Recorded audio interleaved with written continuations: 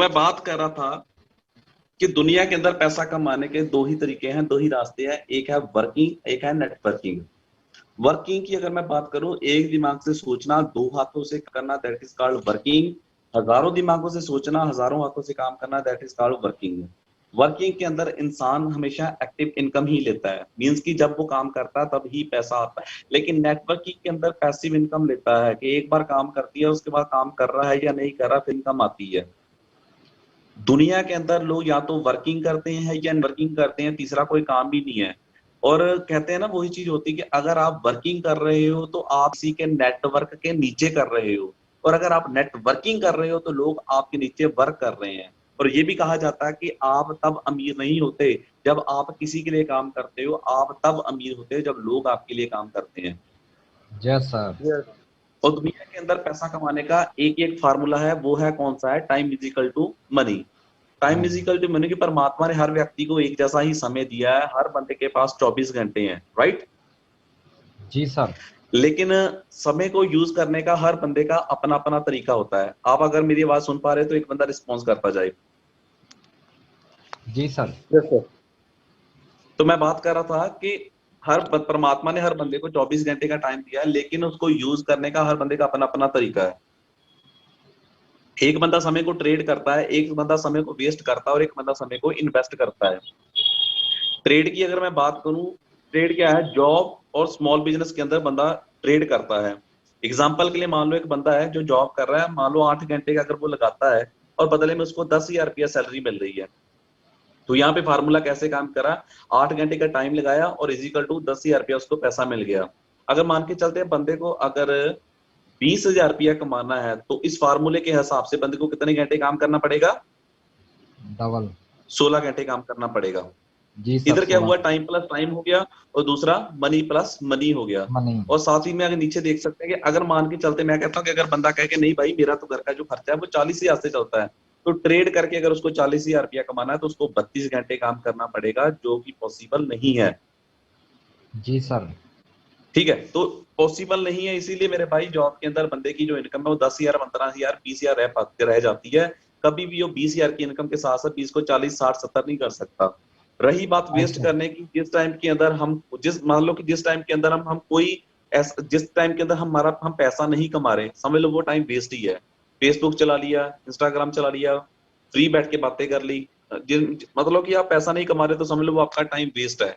और एक वो लोग हैं जो सिर्फ टाइम को इन्वेस्ट करते हैं। टाइम को इन्वेस्ट करना क्या होता है? ये मेरे लिए भी पहली बार, जब मुझे पहली बार पता चला था तो मेरे लिए भी एक नया था। पैसा इन्वेस्ट होता तो मैंने सुना था कि हाँ भी पैसे को इन्वेस्ट किया जाता है, लेकिन समय को इन्वेस्ट किस तरीके से किया जाता है और इसके ऊपर हम चर्चा करेंगे। ये स्टोरी जो मैं आपको बताने जा रहा हूँ, ये 1960 की एक स्टोरी है, और अमेरिका का एक बंदा हुआ है जिसका नाम था जे पॉल गेटी। जी जे सर। पॉल गेटी को हम ये भी बोल दे कि ये फर्स्ट रिचेस्ट पर्सन था, अमीर बंदा था, अमेरिका का रहने वाला। और इस बंदे ने कुछ सिद्धांत दिए, the success principle of life, कि अगर आप इन प्रिंसिपल्स को फॉलो करोगे, अपनी लाइफ के अंदर इंप्लीमेंट कर दोगे, तो आप भी जिंदगी के अंदर करोड़पति अरबपति बन सकते हो। तो क्या कौन से प्रिंसिपल उस बंदे ने बताए थे, कौन से सिद्धांत उसने बताए थे? जो पहला सिद्धांत था वास्ट विजनरी, दूसरा था नो जॉब, तीसरा था बिजनेस योर ऑन, और चौथा था ट्रेंड। 5वें नंबर पे डिवर्सिफाइड इनकम, और 6 नंबर पे था हेल्प अदर। तो इसके हेल्पिंग ऊपर हम अदर। चर्चा करते हैं। वास्ट विजनरी की मैं बात करूं, वास्ट विजनरी क्या होता है? ये नहीं कि आज का रोटी का काम हो गया, कल का रोटी का कैसे करना है, नो। वास्ट विजनरी वो होता है जो आज का नहीं सोचता, कल का नहीं सोचता, बल्कि आज के 5 साल बाद मैं कहाँ पे स्टैंड करूंगा, 10 साल बाद मैं कहाँ पे स्टैंड करूंगा। तो उसने कामयाबी का पहला मंत्र यही बताया था कि आप बंदा वास्ट विजनरी होना चाहिए। उसके राइट बाद सर। बात की नो जॉब की, आज तक जॉब करके ना तो कोई करोड़पति बना है, ना ही कोई बनेगा। आप जितने भी, या किसी भी अमीर बंदे को देखोगे, किसी के पास मर्सिडीज गाड़ी है, बीएमडब्ल्यू गाड़ी हो, ऑडी गाड़ी हो, आप उससे पूछो भाई आप क्या करते हो, तो आपको एक भी ऐसा व्यक्ति नहीं मिलेगा जो ये बात बोल दे कि भाई मैं जॉब करता हूँ और मैंने मर्सिडीज गाड़ी रखी हुई है। Right sir. Right sir.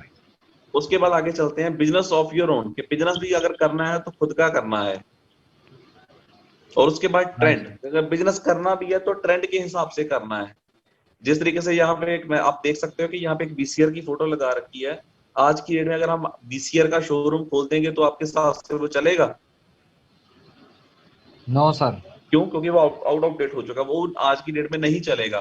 तो बिजनेस वही चलता है जिसका ट्रेंड होता है। और नंबर 5 पे डिवर्सिफाई इनकम। और यहाँ पे आप एग्जांपल के लिए आप देख सकते हो, एक बंदा कोई भी रिस्पॉन्स करता जाए। अब यहाँ पे आप देख सकते हैं कि यहाँ पे दो एग्जांपल दे रखी है कि अगर एक व्यक्ति है जिसके पास एक शॉप है और वो एक शॉप से 100 रुपया कमा रहा है। दूसरी जी ऑप्शन सर। ये है कि एक ही बंदा है, उसकी 5 दुकानें हैं और कमा वो भी 100 रुपए रहा है। अब देखा जाए तो आप कोई एक बंदा मुझे बता सकता है इसमें से कि दोनों में से बेस्ट कौन सा है? सर बेस्ट तो मेरे हिसाब से बताऊं तो 5। हाँ, नेट आप इस सिस्टम के साथ जुड़े हुए हैं ना, तो भाई आपके लिए बेस्ट दूसरे वाला ही होगा। लेकिन एक नए बंदे को अगर पूछा जाएगा तो नया बंदा बंदा तो कहेगा वो तो अब एक जब ही बोलेगा सर। वो तो एक ही बोलेगा, वो क्या कहेगा, हाँ भाई एक से जब एक से ही 100 आ रहा है तो 5 दुकानें खोलने की क्या जरूरत है। लेकिन उसको राइट ये सर। नहीं पता मेरे भाई, परमात्मा ना करे, अगर 5 में से अगर 2-3 दुकानें घाटे में चली गई, बंद भी हो जाती है, अगर 5 में से 2-3 भी चल रही है तो वो सरवाइव कर जाएगा।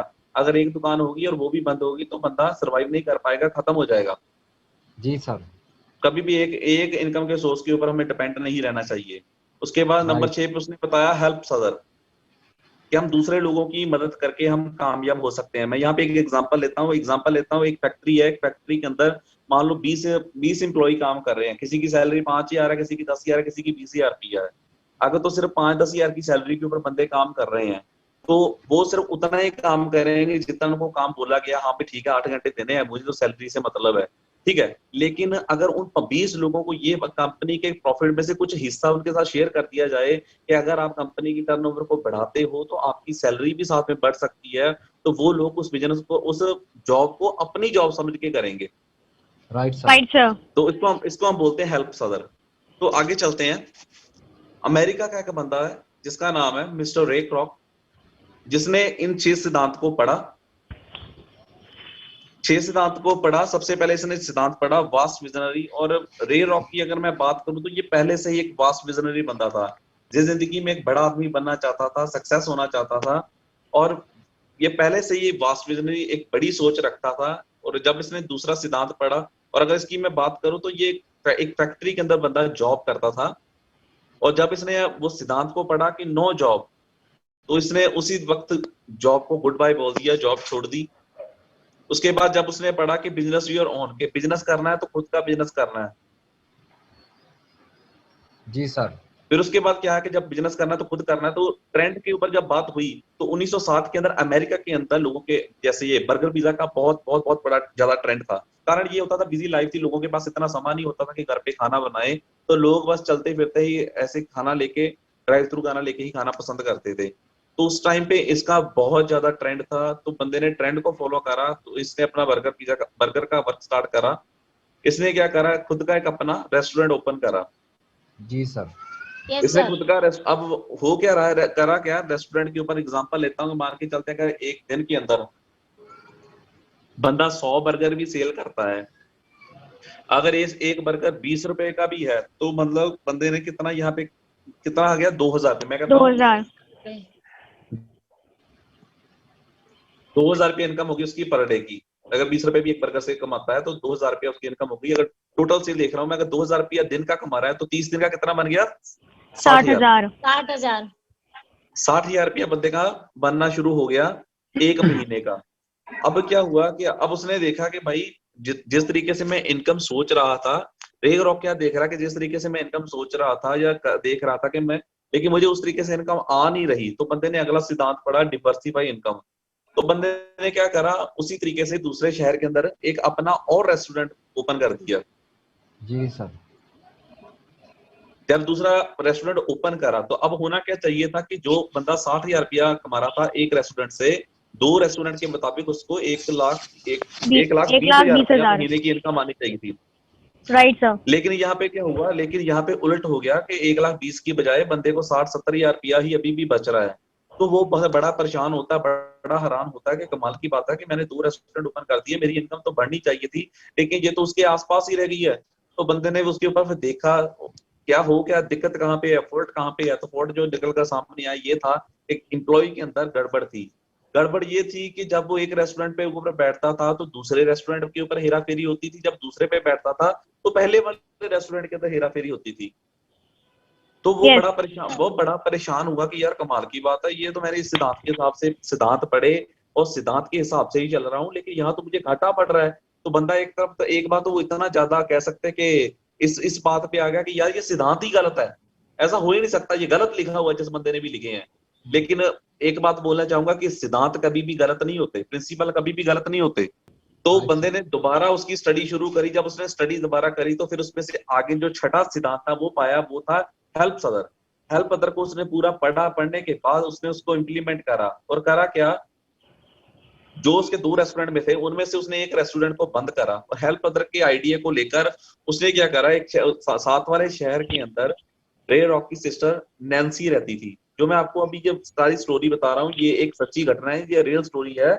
तो क्या होता है कि वो एक नैन्सी के पास जाता है, अपनी बहन के पास जाता है, और उससे मिलता है तो अपने पहले हालचाल पूछता है, फिर अपने काम के बारे में बताता है कि इस तरीके से मैंने अपना रेस्टोरेंट स्टार्ट करा था, मेरा बर्गर बिकना शुरू हो गया, लोगों ने उसको बहुत पसंद करा है, आज मेरा अच्छा काम चल रहा है, मैं अच्छा पैसा कमा रहा हूँ। तो उसने बोला बहुत अच्छी बात है भाई। तो बोला दीदी मैं तेरे लिए भी एक अपॉर्चुनिटी लेकर आया हूँ। वो कह रही वो कैसे? कह रहा मैं चाहता हूँ कि आप रेस्टोरेंट ओपन करो।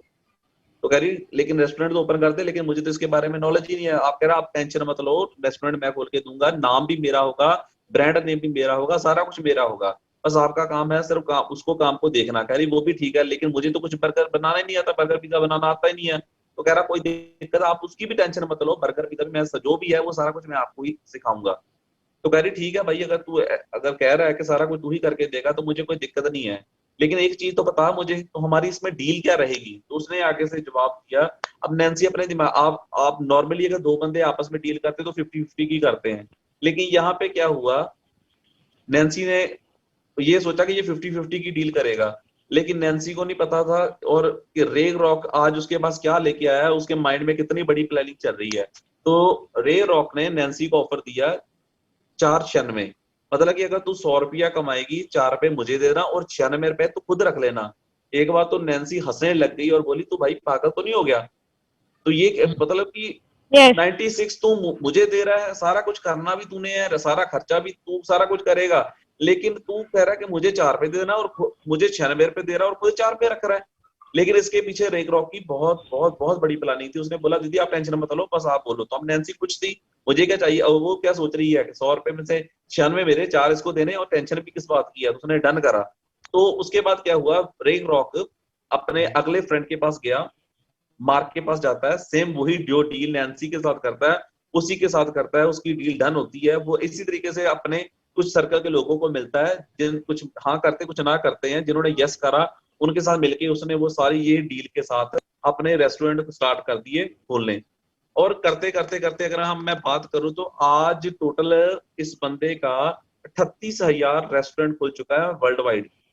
मतलब पूरे वर्ल्ड के अंदर आज इस बंदे का Great. 38,000 के करीब रेस्टोरेंट है। मैं कहता हूं कि अगर एक रेस्टोरेंट के ऊपर 10 एम्प्लॉय भी काम करते हैं, जो 10 एम्प्लॉय काम कर रहे हैं वो तो अभी भी टाइम को ट्रेड कर रहे हैं। जो 10 बंदे यहाँ पे एम्प्लॉय हैं, अगर मैं 38 या रेस्टोरेंट के टोटल एम्प्लॉय की मैं कैलकुलेशन निकालू तो वो निकल आएगी 3,80,000। पॉइंट समझ गए मेरा?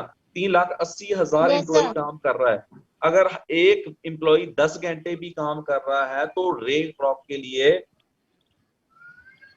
38 38 लाख लाख घंटे. घंटे रोज काम हो रहा है। अगर 38,000 रेस्टोरेंट है, और मैं कहता हूं कि एक रेस्टोरेंट से 4,000 रुपया भी इसको आए, मैं कहता हूं कि एक रेस्टोरेंट ने लाख रुपया भी प्रॉफिट उठाता है अगर डेली का, और लाख में से 96,000 वो रख लेती है, एग्जाम्पल नैन्सी रख लेती है, 4,000 इसको आ रहा है, हर रेस्टोरेंट से इसको Yes. 4,000 भी आता जाए तो अप्रोक्स 15 करोड़ रुपया ये पर डे का बना रहा है। अगर 15 करोड़ डेली का बन रहा है तो 365 दिन की अगर एवरेज निकाले तो अप्रोक्स 5500 करोड़ बंदा एक साल के अंदर कमा रहा है। 5500 करोड़। क्या बात है। Great. लेकिन यहाँ पे हाँ, यहाँ पे देखने वाली ये बात है कि जो यहाँ पे 3,80,000 एम्प्लॉय है वो टाइम को ट्रेड ही कर रहे हैं, क्योंकि किसी को 5 मिल रहा है, किसी को 10 मिल रहा है, किसी को 20 मिल रहा है, लेकिन टाइम इन्वेस्ट किसका हुआ? ओनली रे क्रॉप का, क्योंकि जिसके Ray अंदर Kroc. 38 लाख घंटे पर डे काम हो रहा है मेरे भाई, तो इसने टाइम की इन्वेस्टमेंट की पावर को समझा। और मिस्टर रे रॉक ने टाइम की जो कैश इन्वेस्टमेंट की पावर को समझा। आज 38,000 रेस्टोरेंट है इसके वर्ल्ड वाइड, और आप सभी इस ब्रांड को जानते हो। और रे रॉक का जो कह सकते हैं कि वर्ल्ड फेमस ब्रांड है जिसका नाम है मैकडोनल्ड। मैकडोनल्ड का मालिक है रे रॉक। आप मेरी बात सुन पा रहे हो? जी सर, आ रही Yes, है। sir. ओके, तो मैं बात कर रहा था कि और 38,000 आज इसके पूरे वर्ल्ड रेस्टोरेंट है और उस ब्रांड का नाम है मैकडोनल्ड। आज जो फर्स्ट टाइम मीटिंग के अंदर आए हैं, मेरा उन लोगों से एक सवाल है, क्या आप भी ऐसी इनकम चाहते हो, जनरेशन टू जनरेशन पैसा जाए? क्या आप भी पैसिव इनकम लेना चाहते हो? Yes, जो नए sir. लोग आए Yes, ना, sir. उनको मैं एक चीज क्लियर करना चाहता हूँ कि वर्किंग कोई 2-3 साल के लिए नहीं है, नेटवर्किंग 200-300 साल के लिए है। मैं अगर एक अदर ब्रांड की एग्जांपल देने जा रहा हूं, आज एमवे कंपनी की अगर मैं बात करूं तो एमवे कंपनी के अंदर आज फर्स्ट एक जनरेशन ने काम कर रहा, आज फोर्थ जनरेशन एमवे अंदर फोर्थ जनरेशन पैसा कमा रही है घर बैठ के। Right, मतलब ये sir. इतनी बड़ी इंडस्ट्री है। सर, अगर मैं बिल्कुल। इसकी बात करूं तो फिर इससे मुझे भी समझ आया कि नेटवर्क कितना बड़ा प्लेटफॉर्म है।